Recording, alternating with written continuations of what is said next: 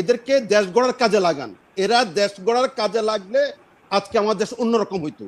সেটা না করে তাদেরকে সঠিক guide, they are not well guided. Well guided তো দূরের কথা, তাদেরকে একটা লাঠিয়াল হিসেবে, তাদেরকে একটা সেফগার্ড হিসেবে সামনে রাখা হয়েছে একটা মহল। আমি জানি না কে এটা। এদের কিন্তু ভোট উদ্দেশ্য নয়, জনগণ উদ্দেশ্য নয়, এদের উদ্দেশ্য হচ্ছে কোন রকমে এমপি হওয়া।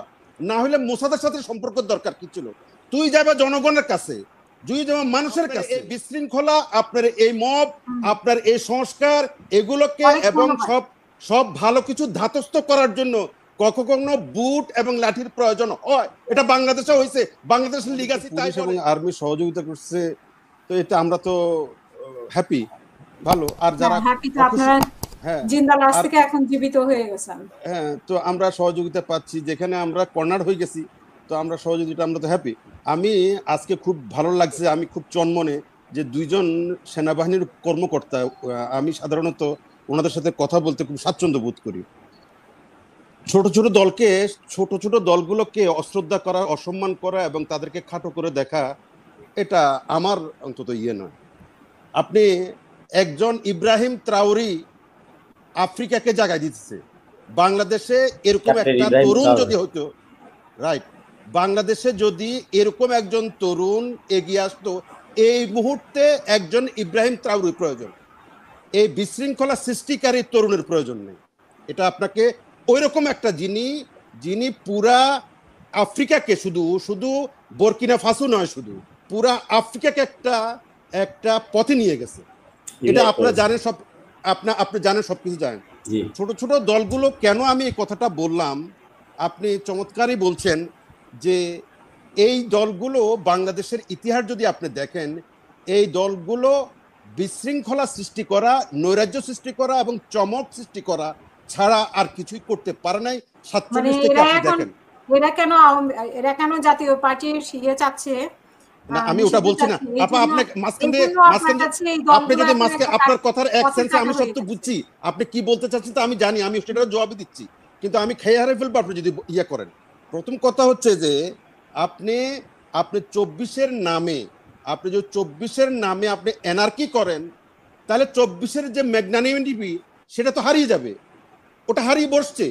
আজকে এই বাচ্চাদেরকে স্যালুট করতো গত আগস্টে, স্যালুট। আমি নিজে অসংখ্যবার ওনার শোতে তো অসংখ্যবার আমি বলছি ডাইরেক্ট, এদেরকে দেশ গড়ার কাজে লাগান। এরা দেশ গড়ার কাজে লাগলে আজকে আমাদের দেশ অন্যরকম হইতো।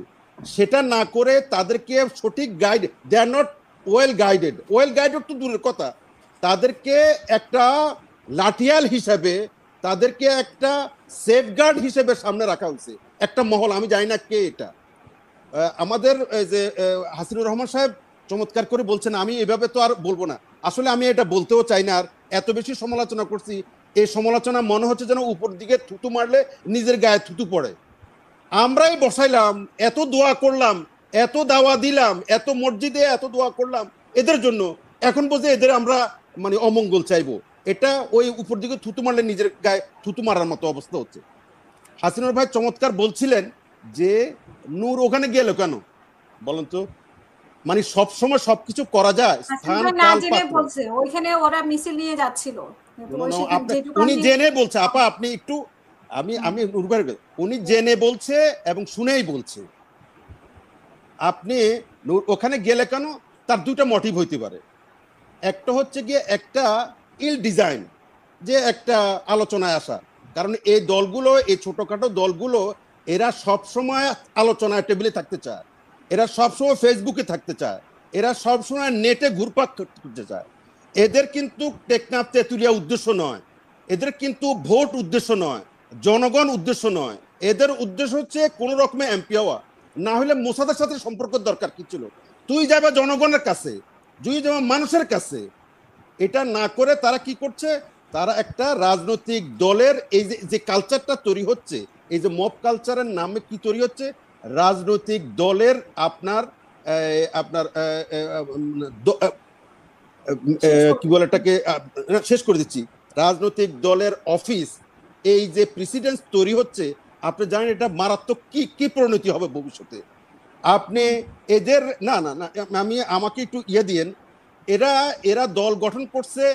আপনি যত, আমি এর আগেও বলছি এই কথাটা, এখন আর বলতে চাচ্ছি না।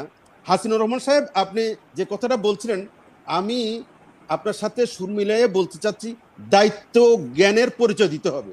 এখন দায়িত্ব জ্ঞানের পরিচয় কে দিবে? আপনার রাজনৈতিক অভিজ্ঞতা, এগুলো দায়িত্ব জ্ঞানের একটা অংশ। আমার ভাইকে জিজ্ঞেস করতে ইচ্ছে করে যে বাংলাদেশে স্বাধীনতা অর্জন করার জন্য লাঠি বুট এবং লাঠির প্রয়োজন হয়েছে। বাংলাদেশের স্বাধীনতাকে সংহত করার জন্য 75-এর পরে সিপাহী বিপ্লবের দরকার হয়েছে। বাংলাদেশের গণতন্ত্রকে সঠিক লাইনে আনার জন্য রেল লাইন থেকে পড়ে গেছিল, এটাকে রেল লাইনের উপর আনার জন্য বুট এবং লাঠির দরকার হয়েছে। এটা বাস্তবতা এই দেশের। এবং 24-এর গণ অভ্যুত্থান, না শেষ করে, 24-এর গণ অভ্যুত্থান এটার দিনের আলো দেখার জন্য বুট এবং লাঠির প্রয়োজন হয়েছে। এই বাস্তবতাটা ভুলে যায়। সুতরাং আমরা যার যে অবদান যতটুকু, ফাইনাল টাচ আপনি সেনাবাহিনী, আমাদের এই 24-এর আন্দোলন অভ্যুত্থানের জন্য সেনাবাহিনী, আমি তো মনে করব কোনো অংশে তাদের অবদান কম নয়। আপনি তাদেরকে কিভাবে আপনি আন্ডারমাইন করবেন? তাদের না এটা মৌলিক বিষয়। এই জায়গাতে আসতে চায় না কেউ, এই জায়গাতে কেউ আসতে চায় না। আপনার এই বিশৃঙ্খলা, আপনার এই মব, আপনার এই সংস্কার, এগুলোকে এবং সব ভালো কিছু ধাতস্থ করার জন্য কখনো বুট এবং লাঠির প্রয়োজন হয়। এটা বাংলাদেশে হয়েছে, বাংলাদেশের লিগাসি তাই বলে এবং ইতিহাস তাই বলে, সব সময় এটা হয় না। সুতরাং শেষ হচ্ছে আপনার সব সময় মব, যেটা ভাই বলছিলেন, হাসিনুর রহমানও বলছিলেন যে মব সব সময় ভালো নয়, আবার সব সময় খারাপও নয়। আপনি কতটুকু অ্যালাউ করবেন, কতটুকু অ্যালাউ করবেন, এটাই বিষয়। এখন আপনি, ধন্যবাদ।